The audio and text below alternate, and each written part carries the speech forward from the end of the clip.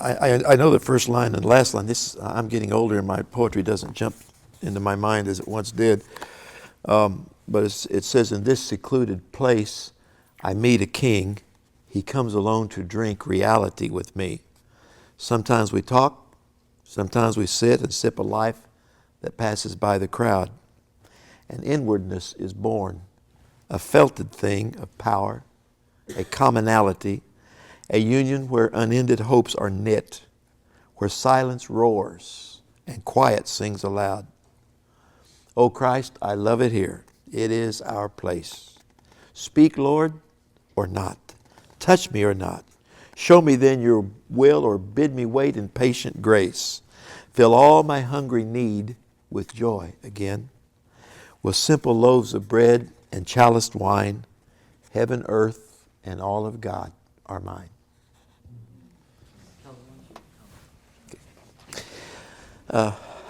That's probably a fitting way to what I want to talk to you next about, and that is the arts. I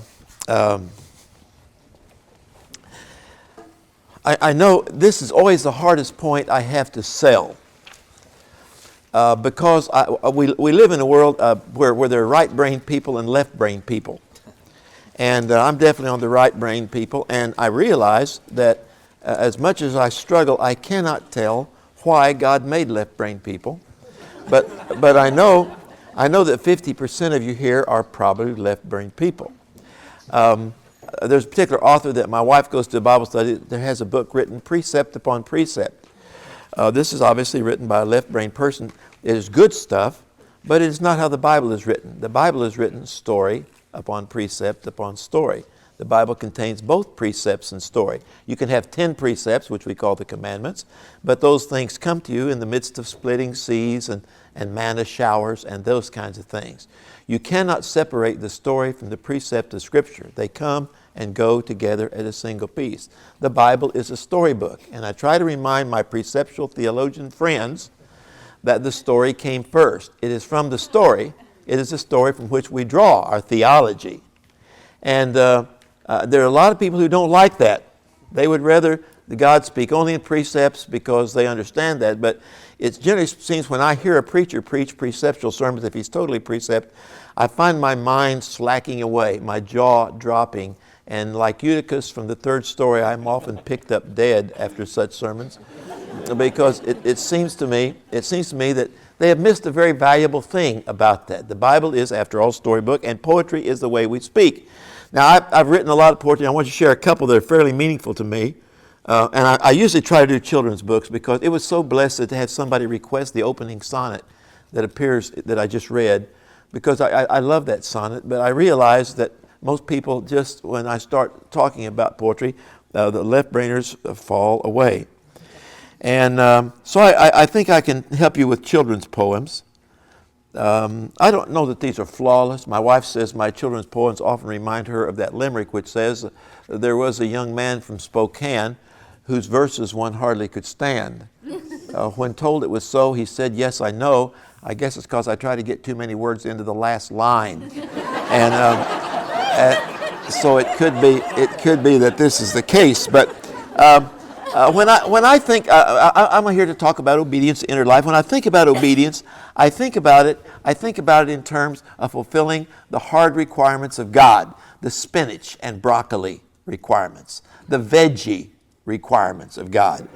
I have a poem about that. You can't get down till you finished your beans, Jonathan Harrington Barrington Green. It just isn't right to eat what you please, 17 helpings of roni and cheese, 1/2 a pie and a strawberry freeze, and not finish 1 little helping of beans. On the 13th of May, 9217, Jonathan Harrington Barrington Green looked at his plate of uneaten beans and said to his mother, Gladys Maureen, I won't eat these veggies. I hate these green beans. Sound like your quiet time? Then you'll never get down, said his mother. And so he sat there all day and looked far away all through the night till the 14th of May. May I get down now, mother, sweet Gladys Maureen. Jonathan Harrington Barrington Green, are you sure you've eaten every last bean? No, said the boy. Then, no, said his mother. and so passed away the 14th of May. Jonathan sat with his chin stuck way out for a month and a day and a month, till the summer was gone, and the autumn had come, and a day and a month and a month and a day, and the skies became gray, and snow fell around and settled upon his old plate of beans. Mother, dear mother, sweet Gladys Maureen, it's snowing all over my plate of green beans. Please, may I get down from this table and go? I hate my green beans when they're cold as the snow. No, not till you've finished every last bean. Now, James Dobson would be very proud at this point. Another year passed. Then 21 more, and Jonathan's mother was now 84, and the beans didn't look so good anymore. Please, mother, these beans are so old, may I go? His mother was aged, but firmly said no. Jonathan Green never left home again. He never played football or made a new friend. He never more studied or traveled or wed. For 55 years, he never ate bread. He never slept in a fluffy, soft bed. In his 90th year, when his beard had grown long, he choked down those beans by the light of the moon. These weren't so bad, said Jonathan Green. I wish now I'd listened to Gladys Maureen. Now, the import of the arts here is that you can miss a lot of life when you're disobedient. And I want to read you just one more. It's shorter, but I need to read you something biblical so you remember I work at a seminary. Goliath says, fee, fi, fo, foy, I smell the blood of a little boy. David says, don't mind me, Goliath, I'm just collecting rocks. Fee, fi, fo, feek, a little shepherd boys are weak. Don't be too sure, I just found another rock. Fee, fi, fo, foff, I'm going to knock your head clear off. One more rock, that makes 3. Here's one more, now there's 4. Here's another, sakes alive, now there's 5. Fee, fi, fo, fot, whether you got rocks or not, I'll get you, you slingshot tot. Ready or not, here comes a rock. Fee, fi, fo, fed, what's this sticking in my head?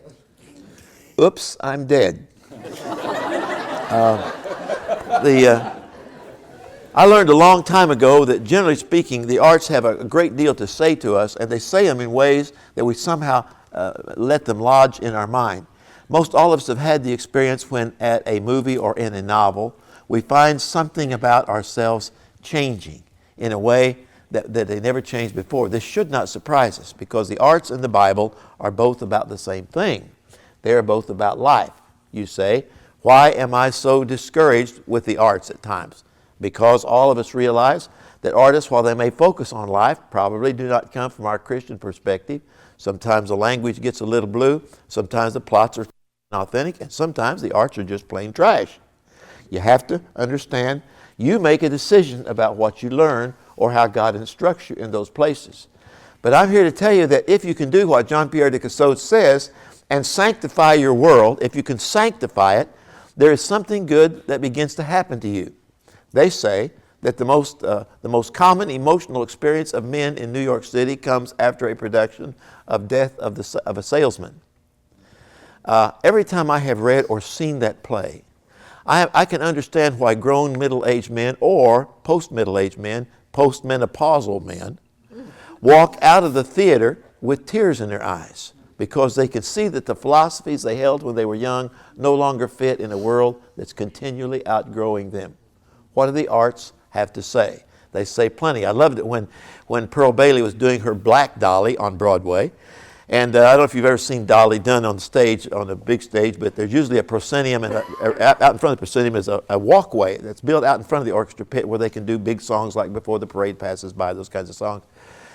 But she would often get, at the end, on a Saturday night performance, Pearl Bailey would often, when the whole thing was over, they would walk out and they would sit down, she would sit down on this thing out pretty in the front of the audience, close, and they could ask her questions. And someone asked her, how do you do 360 straight performances of Hello, Dolly? And she said, I keep going on because I remember something Jesus said in Matthew 11:28. He said, come unto me and I will give you rest.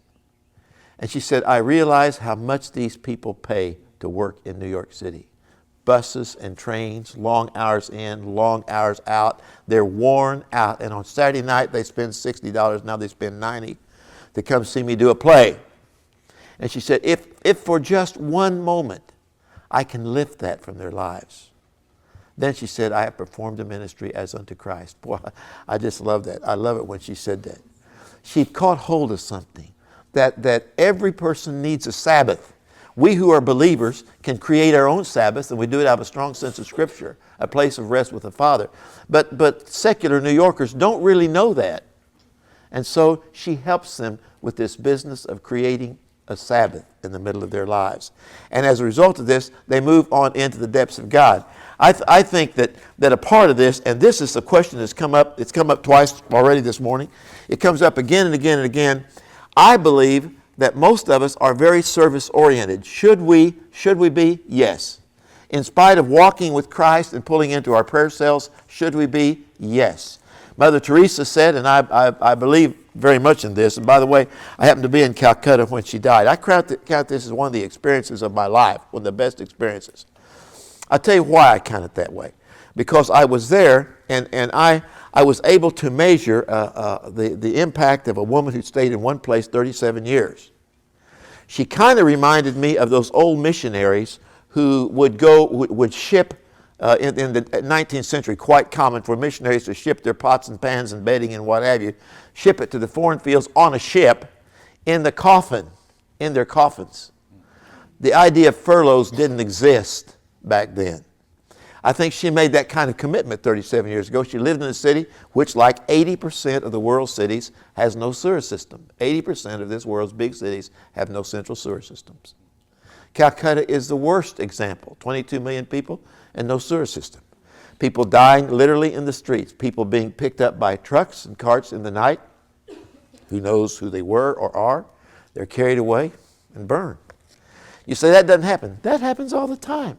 I found myself waking up in the morning in Calcutta, and I bless the Methodists. I bless everybody. But sometimes Baptists have a hard time blessing Methodists. And I can remember every morning this white van would pull up across from our hotel, and all these Methodist missionaries would jump out, and they had these huge steaming cauldrons of rice. There was already a line formed that looked like it was a mile long. They had chopped banana leaves into segments. They would put a clump of clumpy rice on a banana leaf and hand it to the person, and they'd move on until they used up all the rice, and they'd put the empty cauldrons back in their little truck, and they'd drive away. And I would think, Lord Jesus, it is easy to see you this morning. I remember when I saw Mother Teresa lying underneath the flag of India. I will never forget this as long as I live, because I never saw her while she was alive. But I was in the church of St. Thomas like everybody else, walking by and just stopping a moment right real close to her little body, her feet all gnarled and twisted, most of which she'd got walking through the filthiest city in the world with some kind of dream for people. She said, don't ever fold your hands in prayer and use that as an excuse for failing to open them in avenues of service. I think the best of the arts always does. I want to read you one little story, and then we're going to go on with my lecture from chapter 4. Here's an example of this. This is, again, I'm doing this intentionally. I hope you understand this. Once upon a time in a faraway land, there lived a king named Olaf and a queen named Bunzi who was expecting her first child. The last name of the royal family was Sturdley, but the king and queen never used it. The king didn't like last names, and the queen didn't like the sound of Bunzi Sturdley. There was, as unusual, such stories like this, a good fairy. She was named Bonnie. Typically for a fairy, Bonnie was good at changing some things into other things, but she was not very good at telling the future. One morning, after she'd put on her makeup, and good fairies always wear a lot of blush and warm beige base, she went into the throne room to make a prediction to the king and queen. Your Majesties, she began in a loud voice, I predict that you will have a very lovely child. This seemed a safe enough prediction. She didn't say whether it would be a boy or a girl. She also used the word lovely, and that seems safe, for what parents do not think their baby lovely? But the next morning at 7 o'clock, the queen had her baby. Ye gad, said the doctor when he saw it. Is it a boy or a girl? Asked the queen. Yes, said the doctor, as he handed the baby back to King Olaf. Ye gad, the king repeated. Queen Bunzi could tell by the way everyone said, "Ye gad," instead of "how lovely," that her child must have been less beautiful than she'd hoped for. "Olaf, dearie, is it a boy or a girl?" asked the queen. "It's too early to tell," said the king. And that's how Druella Sturdley, for they named her after her Uncle Andrew and her Aunt Ella, entered the world. The baby was so ugly that King Olaf made Bonnie, the good fairy, stand in the corner 2 weeks for false prophecy. The queen cried for 3 weeks because Druella was so ugly. She had the royal artist paint several pictures of the new baby, but wisely kept them under lock and key. The royal doctor tried to console the queen by saying that her daughter might grow out of it in time, but it turned out not to be so. During Druella's childhood, Bunzi taught her to crochet. This was most helpful during her dating years when she didn't. It was during these disappointing years that Druella began to love the homeless and the blind, and she would often stand for hours passing out cookies to hungry children in the streets. She also liked reading to the blind, who never said, "Ye gad," when she entered a room.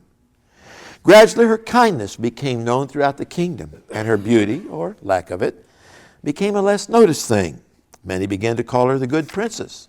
All this affirmation about being a good princess made Bonnie, the good fairy, edgy because people had quit calling her the good fairy and were just generally calling her the fairy.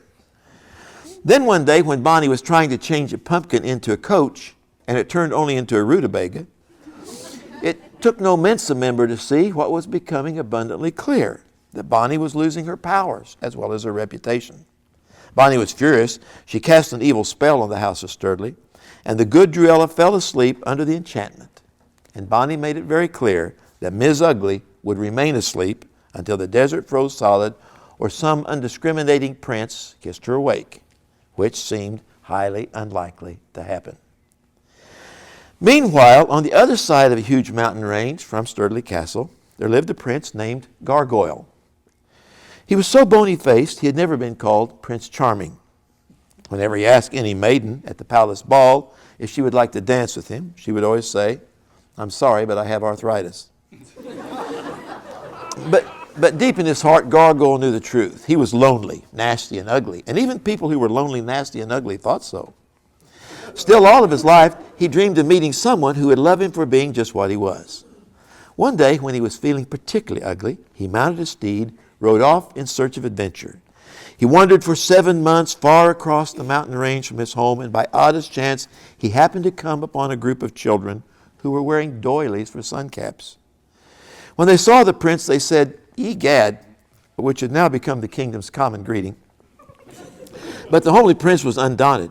He asked the children where they had gotten the lovely doilies they were wearing. "From Sleeping Ugly," they said. And they told the prince that while the princess was under a spell and while she was quite ugly, Gargoyle might want to consider kissing her awake. There have been no cookies in the streets since the good Druella fell under Bonnie's evil spell. Further, there are no doilies either, said one of the children.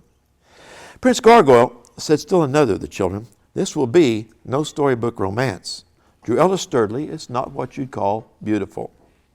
But on the other hand, Gargoyle, you're not exactly what people would call Prince Charles." The child choked his near-brunder into silence. The prince asked the way to the castle, and when he arrived, Olaf showed him personally to the chamber of the comatose Druella.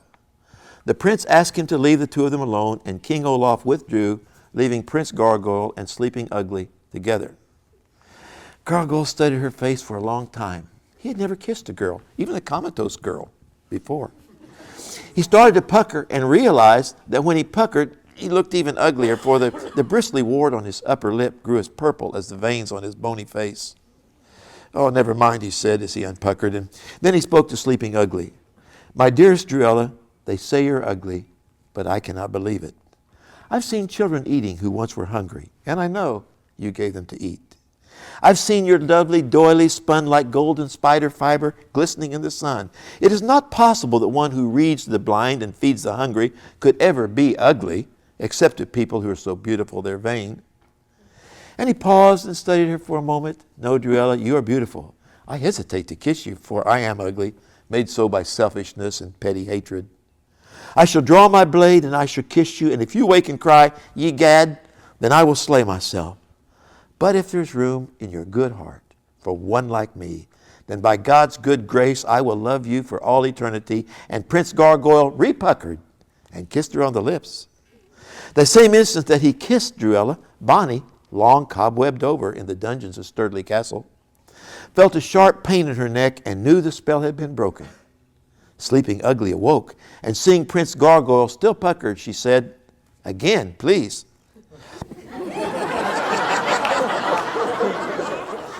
This time Gargoyle really kissed her in a lingering, lippy lockup. Their arms wound around each other in a desperate and clutching embrace. It was the longest kiss ever performed by those who rarely did it. And when the long kiss finally ended, Druella looked into his eyes and said, "Gargoyle, my dear sweet prince, you've come. My dearest, there's so much hurt in our kingdoms. And I've noticed that when people are in real pain, they don't care about words like pretty and ugly. For true beauty is not made by strutting in front of mirrors. I have only 2 questions for you, Gargoyle. Can you lay by your royal robes and come with me to help the poor and tend to the sick and read to the blind?" "My lovely Druella, you know I can." "Don't overdo the adjectives, Gargoyle. Just call me dear Druella. Lovely is neither true nor necessary." "My second question is a bit forward, but will you marry me? There will be no photographers at our wedding. I couldn't stand having albums of pictures that no one ever has to see." "My dearest Druella, here is my crown," said Gargoyle as he took it off and threw it down. The clattering crown dropped out of sight and rolled through a huge grating in the floor. And as it disappeared, the prince shouted, "I am free of you, you worthless old crown. You are always cold in winter and heavy all year long." They were married. Bonnie didn't go to the wedding. Just as Druella expected, no one said, "What a fine-looking couple you make." Just as Gargoyle expected, nobody said, "What a lovely bride you have." But something new was loose in the kingdom. It was a spirit, a sense of true beauty. Gargoyle and Druella honeymooned for 2 weeks in a leper colony, reading self-esteem books to lepers in the streets. And cosmetic sales across the next few years dropped to 0 because the people of the realm had found a way of life that was truly beautiful, a way of life that didn't depend upon what one brushed on one's face or stuck in one's hair. In time, Druella and Gargoyle had children. As you would expect, heredity won out. The children looked a lot like them, but the people of the village simply called them the children of Druella and Gargoyle because the words ugly and pretty were no longer in common usage. And even to this day, they are not to be found in the dictionaries of that wonderful and happy land. And your beauty also should not come from outer adornment, such as braided hair and the wearing of gold jewelry or fine clothes. Instead, it should be that of your inner self, the unfading beauty of a gentle and quiet spirit, which is of great worth in God's sight. Be imitators of God and live a life of love just as Christ loved us and gave himself for us. So when I examine what the arts do, it seems to me they make some important points, and I want to talk about those out of chapter 4 just a minute of the book, and then we'll talk a little bit. I believe that we have to kind of face, and I want to try to hold this and do this book at the same time. Kathleen Norris, I want to read this to you because I think life should imitate art and art should imitate life. But I want to read for you what Kathleen Norris says on page 64. She says, "One finds in Christian gift shops T-shirts depicting Jesus as one of the guys in a baseball uniform beneath the slogan, 'Jesus is my designated hitter.' Or Jesus holding a guitar with the words, 'Jesus is my rock and I'm on a roll.' A pastor of my acquaintance recently challenged his congregation to, quote, 'be an ad for their heavenly dad.' I've never heard him quote anything else that might approach poetry." Now I want to ask you if you can distinguish between that which is excellent and that which is kitsch. And yet I'm afraid when I go into Christian bookstores, what I see is a lot of junk. It reminds me of the way I used to feel in Tijuana at looking velvet Elvises in the face all along the streets. And ask myself if we have really developed anything authentic. Doré once told one of his students who had just painted a picture of Jesus, "You don't love him or you would have painted him better." I think that there's a lot to be said for that. I love this opening line here because I think this is the basis of aesthetics. A poor Methodist woman in the 18th century wrote this. This is page 63. She said, "I do not know when I have had happier times in my soul than when I have been sitting at work with nothing before me but a candle and a white cloth, and hearing no sound but the sound of my own breath. With God in my soul and heaven in my eye, I rejoice in being exactly what I am. Does that remind you of what Paul says about learning in whatsoever state we find ourselves to be content? That this restlessness to have more or be more or to control others or to have power certainly doesn't come from God. Being exactly what I am, a creature capable of loving God and who, as long as God lives, must be happy. I get up, I look for a while out the windows, I gaze at the moon and the stars, the work of an almighty hand, and I think of the grandeur of the universe, and then I sit down and I think myself one of the happiest people in it. To find this sense of contentment out of which poets write poems or writers write, and that in some way they bring us to where we need to be. Steinbeck has, he did his own translation of Malory's Morte d'Arthur. Morte d'Arthur has a French title, but it's one of those long titles that says, you know how they use the title books, the acts of the acts of King Arthur and his noble knights. I think this is the total title. The acts of King Arthur and his noble knights, being a tale of the coming and passing or death of Arthur. Most just take Morte d'Arthur as the title. Steinbeck took the first few words of that as the title. The fascinating part about his translation, two things important about it. He finished it the year that Camelot opened on Broadway, and he refused to publish it because he was afraid people would think he was just trying to stop Lerner and Loewe or copy off them or something like that. He didn't publish it, therefore, till after his death, his wife published it. I find it a fascinating translation of Malory, but the best part about it is that down at the end of it, he has a collection of letters he wrote to various friends. And in one of those letters, he says that the dominant figures for the West, literary figures, are Jesus and Arthur. That Jesus represents the perfect ending, if you will. Arthur represents iconoclasm. If you think about it a moment, when you get into the last chapter of any one of the four Gospels, the story is no longer a tragedy. It is an ultimate victory and a wonderful celebration point. On the other hand, Arthur, when you get into Arthur, his wife has run off with his best knight. The round table and every hope of British Parliament is destroyed, and the whole thing is lost. The kingdom is lost. The sword comes, depending on which tradition you take, but in the tradition where they throw Excalibur back into the sea, this hand comes up out of the ocean and receives the sword back into the lake, and the story is over, and it's a real bummer. I want you to know this. I believe this with all my heart. Jesus Christ is the greatest story ever to be written. And it bids us take some pains with the artistry in retelling that story. Because when Jesus walked out of that tomb on Easter morning, he stamped forever on the West a story ending. Tolkien says in his essay on Fairy that the words, "and they lived happily ever after," came to be and were born the moment when the rock rolled back and the thunder rolled and the trumpet blew and Jesus walked out of the tomb, and a very nasty story had a very happy ending. If you think about that a minute, you can see it echoed in the finest of Christian literature. If you look at J.R.R. Tolkien and you look at the Hobbits, they go through all kinds of stuff. But at the end of even the majestic Fellowship of the Ring, or the Fellowship Trilogy, if you look at that at the end, what you see there is that at the end of this story, Frodo Baggins, who is the Christ symbol for that whole thing, has managed to climb the hill of Calvary, his own hill, pursued by demons and imps and orcs. All that has gone wrong with him, he stayed steadfast to his purpose for 3 volumes, and at last he throws the ring into the volcano, and the world is saved. And Frodo Baggins is the Jesus to Tolkien. Is that an unnatural way for a story? No, I don't think so. I think Steinbeck is right. Jesus becomes the primary literary figure for the West. What does this do to our sense of worship, at least corporate worship? What it does is to say, we will accept no regular end to our worship that does not end with joy. Are you with me?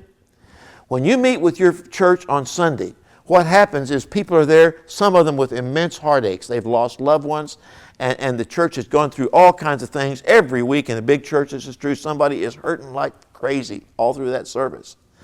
But the joy of the Christian fellowship is that we are the winners. And Jesus has stamped on every story, and they lived happily ever after. And therefore, I believe that joy is our response to the arts. We do not greet Calvary with a sense of everlasting defeat. We know too much of Easter. And because we know that, what happens to us is most of us are unwilling to accept in the arts any story form which is iconoclast. If it ends down, we don't like it. I get in movies now for Golden Age prices, and I like that, but even at $4.50 a clip, I want my stories to end happy. If I play in $7.50, I really want them to end happy. I think that all the time because I love Jane Austen. I love movies where everybody gets married at the end. And in every novels, everybody gets married. You know they're all going to get married. You don't know exactly who they're going to get married to, but you know it's going to be good. Every novel ends the same way. Her movies move from kind of disintegration to wedding. And they're all like that all the way through. I never have felt cheated. I like that notion. Know what? When I go to a Broadway play, I don't want to pay $40 or $80 and come out in the depths of despair. I don't want to do that. I want to come out singing, "The hills are alive with the sound of music," as I walk down Broadway. I paid a lot of money. I expect to be inundated with joy. I believe this is the common characteristic of what arts do in the church. We're going to put great music and great poetry and great stories together in such a way that when the people leave there, they're singing in their hearts. And that joy becomes the mode of the church. It doesn't matter what tomorrow is. One of the great things that happens to you when you live a long time is that you begin to celebrate one day at a time. When Jesus said, "Sufficient unto the day is the evil thereof," he wasn't kidding around. He's imbuing the whole church with a reason to laugh for this day only, okay? I can't handle tomorrow's problems. I'm raising my grandson now. I'm trying to understand what it is to raise teenagers again. But I guarantee you, I want to inform my life in such a way, let Jesus inform my life in such a way that I can enjoy him one day at a time. Let me see if I can find what I really want to do here now, if I can. I always think I really know this little book till I start looking for something. I am going to read that sometime today because I think it's valuable. I'm just at a loss now about where to begin that. Let's see what's next that's brilliant on here. I think that one of the things that and I want to sort of build on this just a little bit, that Steinbeck said when he talked about Christ symbolism. Every time, now I realize, let's start with something pretty left brain. Let's start with Bruce Willis. Let's start with something totally unchristian and left brain at the same time. Die Hard. When guys look at Die Hard, women do not understand the fascination with this. But and I'm generally on the women's side. But since my grandson watches this all the time, let me see if I can pick up a little bit. It's hard to picture Bruce Willis as a great Christ symbol. But think about the movie as it develops. The skyscraper, the North Nakatomi Plaza, whatever it is. One of you guys help me out here. Nakatomi. Well, the Nakatomi Plaza is when it's being held by in the grip of Satan and these people who are destroying lives, the evil that lives at the heart of the Nakatomi Plaza. In comes John McClane. Is that right? John McClane comes in here, and bit by bit, this man who single-heartedly comes from another world, not his own, lands in the Nakatomi Plaza as Jesus once landed in Bethlehem, sort of, and and he begins to work his work of redemption in the Nakatomi Plaza. And finally, bit by bit, he murders enough people that he has established his right. He established his right to deliver the whole thing. And of course, in the end, there's a very victorious ending in which John walks out. The music is swelling, and it's pretty clear that Bruce Willis has come back from the dead, and that the victory is complete. And who's in charge? Why do I do this? Now, I realize this is pushing it a little bit too far, maybe. And my wife says I can see Christ symbolism in Tidy Bowl commercials, but I've trained myself to kind of look for this stuff a little bit. Let me give you another very popular Stephen King example, which I think works a little better. Shawshank. Shawshank Redemption. People here see that film? Remember Shawshank? Okay, good film, pretty good film. In this film, Andy Dufresne, who's a central character, alias Tim Robbins, who is equal to Bruce in his spirituality, but he's playing Andy Dufresne. And at the beginning of the film, it's pretty clear he's innocent. He hasn't done anything wrong, but he's sentenced to prison. They made a decision. He's thrown in prison, and then, like Jesus, he begins to go through all kinds of maltreatment. They beat him up. Golly, he goes through just horrible night of all this mean stuff happening to him. Nonetheless, he dreams a better dream in which prisoners can finally read books and have their own libraries. He plays opera duets for people who gather in the courtyard, and bit by bit, Shawshank becomes a kind of heaven on earth because he's been so committed. And then, of course, when we're walking out of the theater that night, I'm saying all this to my wife. I said to her, "How'd you like it?" She said, "I really liked it." I said, "Well, I liked it too. What did you think of the Christ symbolism?" She said, she said, "What Christ symbolism?" So I started telling her about all this stuff. I said, and then there's this death sequence, I said, where he swims out through the sewer pipe in this death sequence. And then he plops out into this great pool of the resurrection, and he is free at last, and he has delivered the system, and he has appeared a fairly faithful Christ symbol. And my wife said, "Well, I was going to say I saw a ducky and a horsey, but I changed my mind." So I know sometimes it's hard to see all this stuff, but people ask me, do writers and playwrights and theaters intentionally do this? Yeah. Jesus is the #1 bestseller. Has always been, always will be. He's the dominant Christ figure of the West, and Jesus always wins. And after the winning sequence, there's a concept that we fall in line in giving thanksgiving unto Him.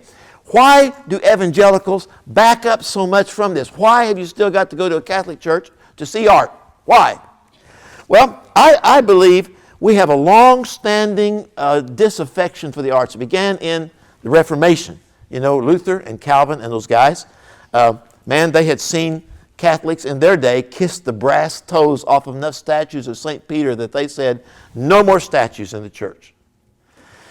It sounded right back then, but it isn't right. You cannot take from the human race its ability to create and to paint and to sculpt what it most loves. It will go on doing that.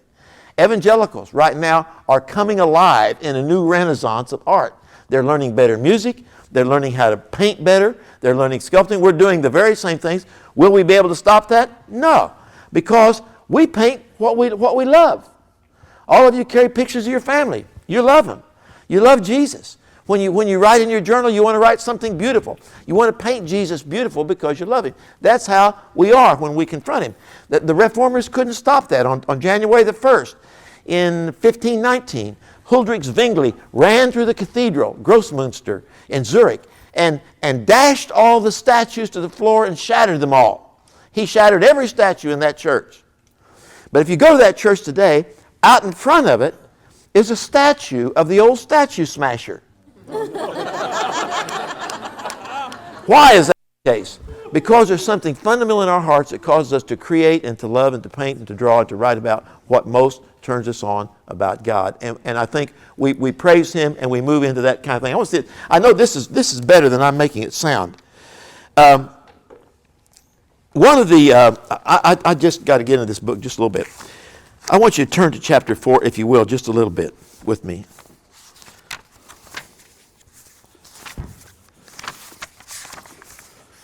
See if I can find this.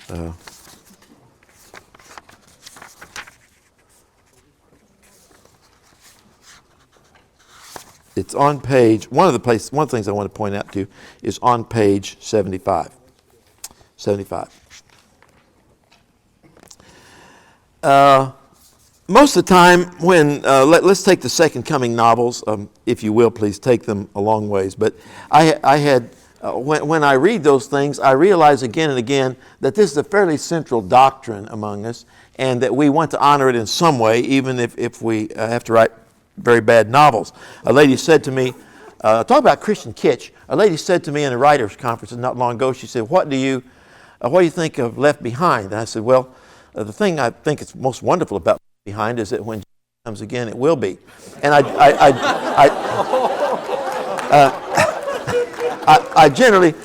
think this is the height of what we're talking about, Christian kitsch. Christian kitsch. Now, it is making a lot of people money.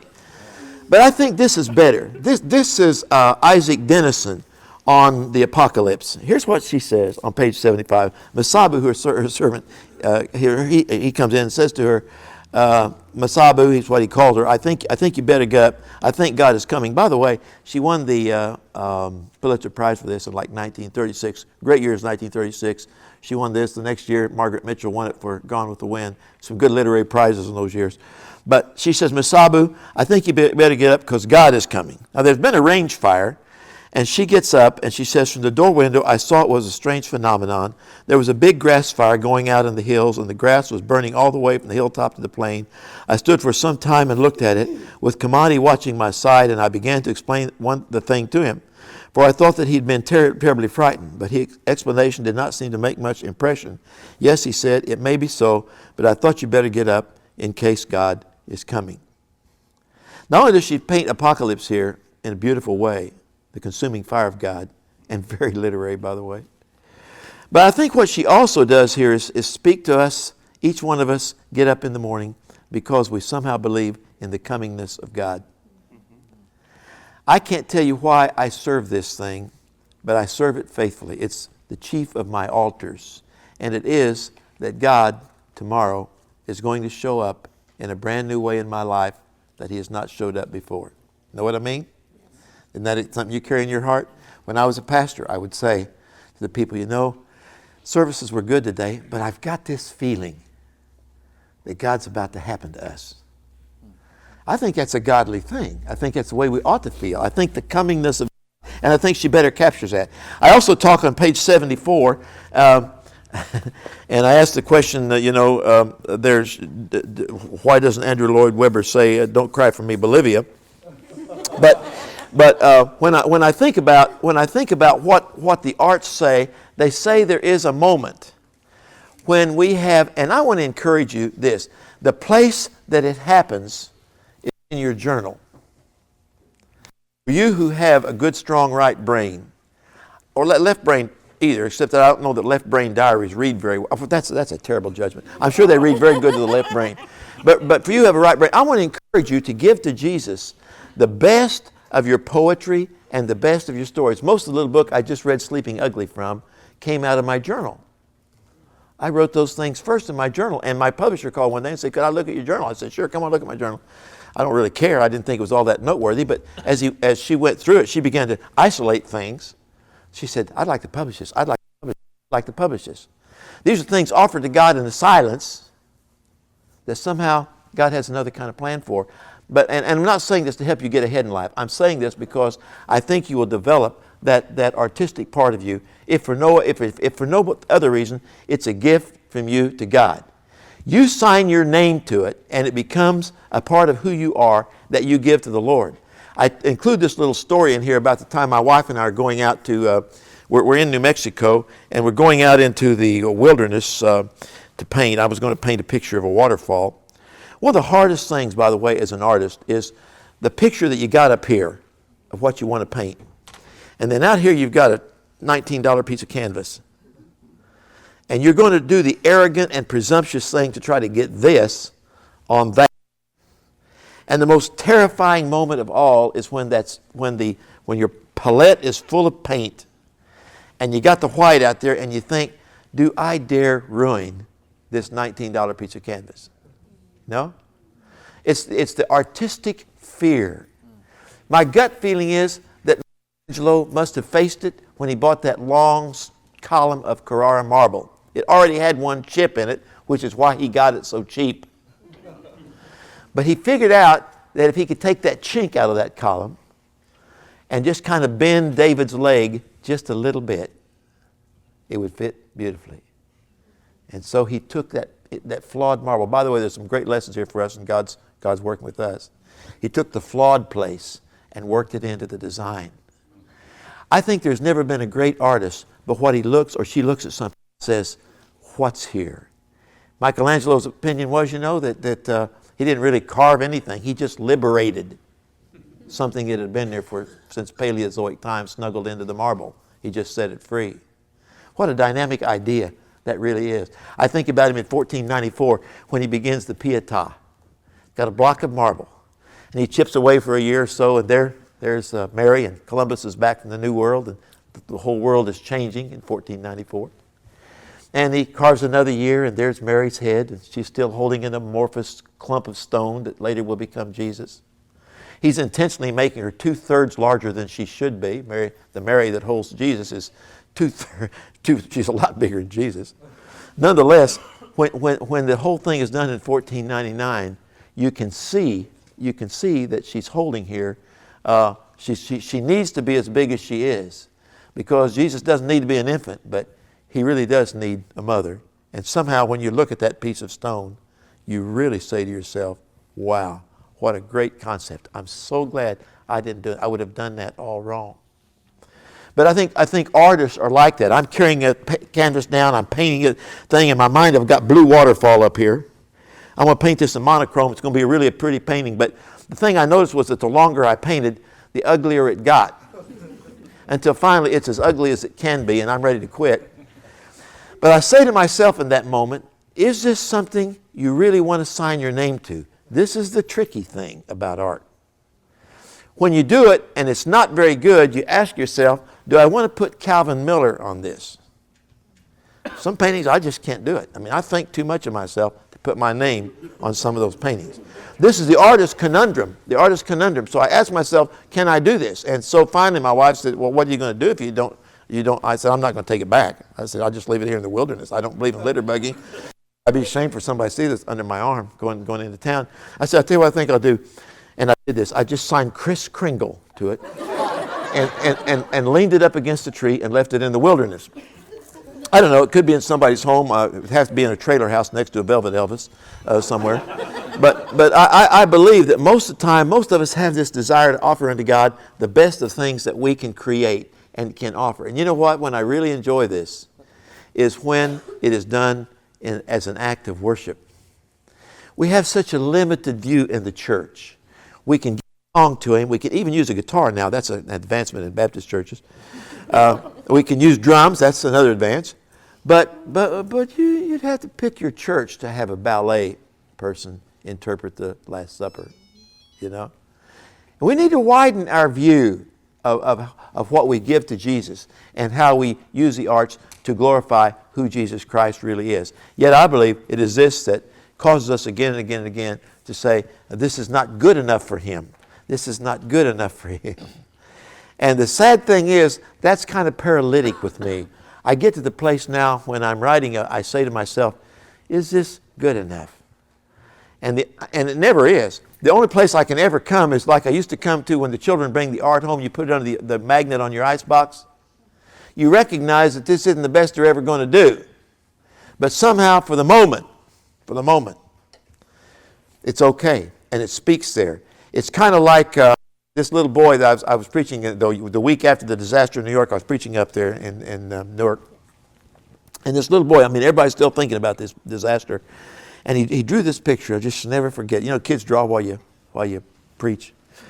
But he drew this picture of these two big hands holding these flaming trade towers. And that you would kind of expect, but going up from the trade towers were all these people just kind of shooting up in the air. And I think, you know, this is good. This is good. And as a matter of fact, if Matisse had done it, it'd be hanging in the Louvre. But it happened to be done by, I don't know, a fifth grader in Newark. A bunch of little paintings were done like that, I'm sure. And somebody's saying, Jesus, what does this mean? And help me figure it all out, and offering it back to Christ in terms of the arts. When do we do it best? When do we do it best? I think we do it best. I think we do it best when we're wrangling to relate to God. With this, I want to close because I just love this little poem. I'm full of this. The best poems I have memorized are not mine.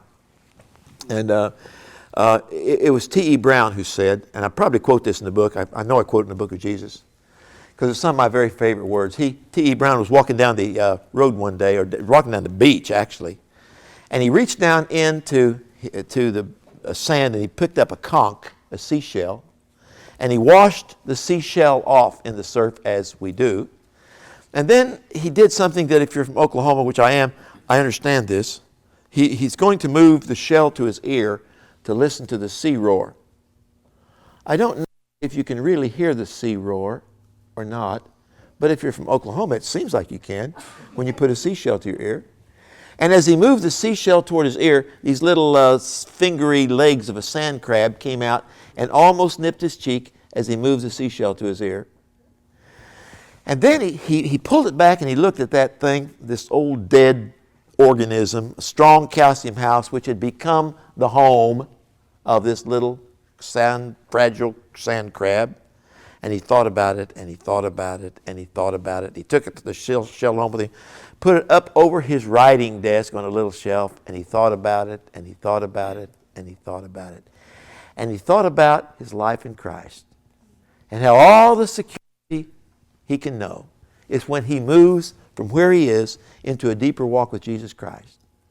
He thought about that, and looking at that shell, he picked up his pen that night and wrote for me a message I need when he said, if thou couldst empty all thyself of thou, like to a shell dishabited, then might he find thee on the ocean shelf and say, this is not dead, and fill you with himself instead. But you are so filled up with very you that when he comes, he says, this is enough unto itself, 'twere better let it be. It is so small and full, there is no room for me. When we cry best, we weep in paint or ink or stone, and we carve and create and let our imaginations meet the command and demand of God, and we adore him with the works of our hands. It is so intriguing to me that the God in Exodus 20 who says, make no image of anything under the sea or above the sea or above the firmament, make no created images of any kind, by Exodus 37 is saying to Bezalel, make an ark, carve angels, beat the work with a hammer, make it ornate. Is this a conflict in the heart of God? I don't think so.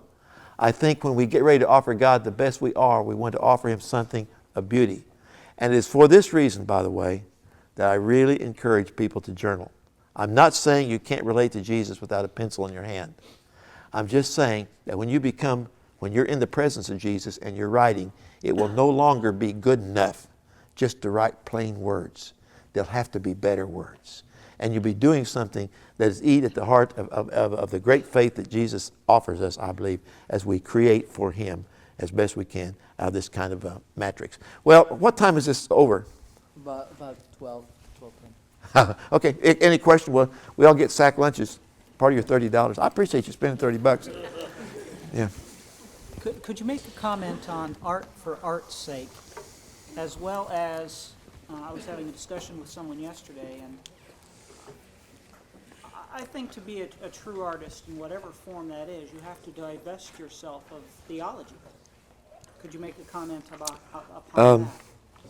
I don't know, Dr. Don, if I believe that or not. I think about that, whether there is any such thing as art for art's sake. My suspicion is that when an artist when it's really eating at him, it's when he really paints or writes the best. And kind of like the thing I just said from T.E. Brown, who's a famous English poet, but those are some of my very famous lines of his, favorite lines of his. I think that if I examine almost any art form that I know about, I almost ask myself, is there any such thing, or is he doing this for someone? For instance, when one of my big days in grade school, some of you here are going to remember this. Do you remember when they used to, at the first of the school year, we'd go get our school books. We bought them in those days. State didn't supply them. We had to buy our own school books. And they gave us these little picture art cards. They didn't give them, we bought them. But these were the art cards for the third grade. Man, this was my favorite time. I'd rip into that package and just see what those art cards were. And I'd see these pictures of Rembrandt, little pictures. Gosh, I thought they were beautiful. And then one day, I went to the Rijksmuseum in Holland. And I saw the real Rembrandts. Feet by 22 feet. Where they took sailcloth off ships and rabbit glued it together and gessoed it down until they finally built these huge canvases out of several reams of cloth they bolted together and gessoed and glued. And all of a sudden, I am completely, this blows me away. But what I have to discover in that moment is I can't just take Rembrandt out of those huge big umber paintings where he used a lot of dark oil and not see that in terms of etchings, which are again now surfacing. You buy Rembrandt etchings everywhere because they still have those little plates and they're just making them like crazy right now. You can buy Rembrandt etching pretty cheap off his original plates right now. But when I look at those, they're almost all religious. And not all. I mean, you got the Dutch masters, and you got the city councils, and the individual arrogant portraits he painted, those kind of things. But you also have a huge amount of apostles and Jesus and all his etchings that seem to me are religious. Was he ever art for art's sake? I don't know. You know what I mean, Don? I don't know. I think he's being driven by something else. And it seems to me when I come across those the schism that Francis Schaeffer talked about, where artists where we became post-Christian, where Jesus was no longer the influence in art, that the art forms to me have less of a reason to exist. If art only exists to make a painter famous, is that good enough? I don't know. I mean, they don't stir me as much. I think the same thing's true as writing. I really appreciate a well-written paragraph. But I sure like it when a well-written paragraph, I like well-written paragraphs most when somehow they are an offering unto Christ. I know that, but gosh, am I belittling all those who don't write that way? It's something I need. And the older I get, I used to just read every John Updike novel, Toni Morrison. I read all these people. And I've read a lot of them. I'm glad I did. Even John Irving, which is the most Christian in some ways to me of all of the writers. But I still, when it's through, I just want to read something about Jesus. I'm getting too old to read a lot of stuff that's not about Jesus because I don't have a lot of time left to read. You know what I mean? All of you know what I mean. You know what I mean? There's a sense that even if the novel is well written, I just say, I don't know. I don't know, Lord, did I really need this or not? So that's a long answer. I'm sorry for long answers. Somebody else asked me one. I have shorter answers. Okay. You kind of hit on the idea that sometimes the world comes up with things by accident about God's truth and character better than the Christian world does on purpose. Yeah. Through the movies and Tolkien and Yes. Bruce Willis and things like this. But often when you try to do that, in this surrounding maybe it sounds good, but if you try to do it in the church surrounding, share that, you can become a target. Absolutely. Because often people have jumped on a bandwagon saying, don't see Michael, don't see Life of Brian, don't see whatever. Harry Potter. That has these pictures in them that you'd like to share with them. What do you do? I mean, how do you answer that? And this I try to say all things are to the pure, all things are pure. And there's a certain sense about that. I had included in here, and I think I'll close with this, and then we'll go eat our bags. I want you to hear me real loud and clear on this. God will speak to me, and this is how I judge whether a film is authentic, even if it's got an R rating. Does God have something to say to me that builds who I am? If not, and by the way, if it detracts from what God has to say to me, then I'm under obligation to leave the theater. I'm kind of like a woman that I saw in the Playhouse in Omaha. We were patrons. They usually put on pretty good plays, but they had a really raunchy play that night. I could see no redeeming focus in it. People were making love on stage, talking ugly. I saw nothing. It was just hedonism, for sale. But I never will forget this little old lady, and this is how I feel on the inside. Finally, she's had all she can take. I'm in the balcony, and I thought 2 or 3 times of jumping. But she's got her bulletin, and she wads it all up, and she walks up to the stage while they're acting, and she says, as she lobs her playbill up on the stage, "Want trash? Here's trash." Boy, I like that lady. And I thought, if there's no redeeming purpose at all, should we do this? I think the thing I want to discuss. Let me talk to you guys just a minute. And I've got a little story. I hope I get time to read to you today. But I think all of us guys, from the moment that we are saved to the moment that we meet Christ in heaven, have a kind of dualism going on over in us, and then maybe a DUEL going on in us, because we love Jesus, but we cannot move away from the sexual side of our human nature. So that I think very few men ever get to the place where they can talk about Jesus and their own sexuality at the same time. I've tried to figure this out. At a hospital where I did some lectures, I said that one of the reasons may be that for most young guys, they accept Jesus at about the same age they come into puberty. So there's introduced into their lives in the relatively same short period of time two of the most powerful forces there are that spend the rest of our lives vying for their attention, making us feel guilty or indulgent, however we feel at these times, but we can't talk about it. So one day I took my wife to see the movie Farinelli. Farinelli intrigues me in the 16th century. He intrigued me because he was a castrato, and he became very famous in Europe. And in a recent art exhibit I went to, there was a painting called Farinelli and His Friends. Here's this guy who, when his folks, in the movie, when his folks take him into the conservatory, and there's an Italian film, but there's a boy on the top floor who's obviously a castrato, young kid in his adolescence. He already can tell this has been a giant mistake to give up his sexuality. And he's standing there with tears streaming down his face. They're bringing this little boy in so he can have the operation, so he can become a castrato. And this boy is holding his hands over his genitals, and he's screaming down from the top of this beautiful marble staircase, "Don't let them do it, don't let them do it." Then he throws himself on the balustrade and kills himself. First scene of the movie. It's pretty dramatic, to say the least. That little boy never forgot that kid that leapt to his death. But as you see Farinelli, as he grows older, he is very popular in Europe. The truth is, women laugh at him, and men laugh at him. He has no sexuality. And in that movie, God said something to me that I would have never heard any other way. I mean, I'm just like all the rest of you guys, you know. I want to love Jesus with all my heart. But boy, is my heart easily cankered by things indecent. And sometimes I welcome them too much to my heart.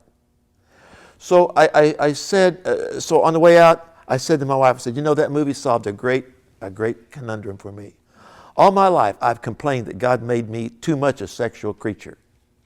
But now I can see what I once despised, and often despise, when I'm trying to be spiritual, at least I despise it. Now I can see that without this gift, I cannot in any real sense be human. And in that movie, I mean, if they'd have sung Just As I Am, I would have gone forward in that movie. And I know that I know this because God was solving a problem for me through something which might have apparently been secular, but taught me the value of a very beautiful thing. And do I live any more comfortably with it? I think I do live more comfortably with it. And, you know, I was sitting down with the guy in our prayer meeting. I go to church Wednesday nights. I never go Sunday because I'm always somewhere else. But I go and we were sitting there talking, and our wives were with us. And this guy's wife, two of our very best friends in the church, she said, the thing that really bothers me, Leland, she said to her husband, is that sometimes when you're channel surfing, if there's a bikini involved, you stop a little longer. And I said, oh, Leland, you shouldn't do that. And then Barb said, well, you do it too. And so I quit preaching. But I truly do believe, folks, that we're going to lament some of these automatic conflicts. We're going to talk about holiness this afternoon. But I tell you what, I just read Holiness by Grace. And I am so grateful that Jesus can size up my sexuality and my discipleship. Somehow He positions that all in Him. And I do believe, and I'm going to say this afternoon, we're going to all stand before the judgment seat of Christ. I believe that's coming our way. And I'd like to take this afternoon to try to define that. Also going to talk a little bit about holiness this afternoon. Thank you. Thank you. Let's thank Calvin.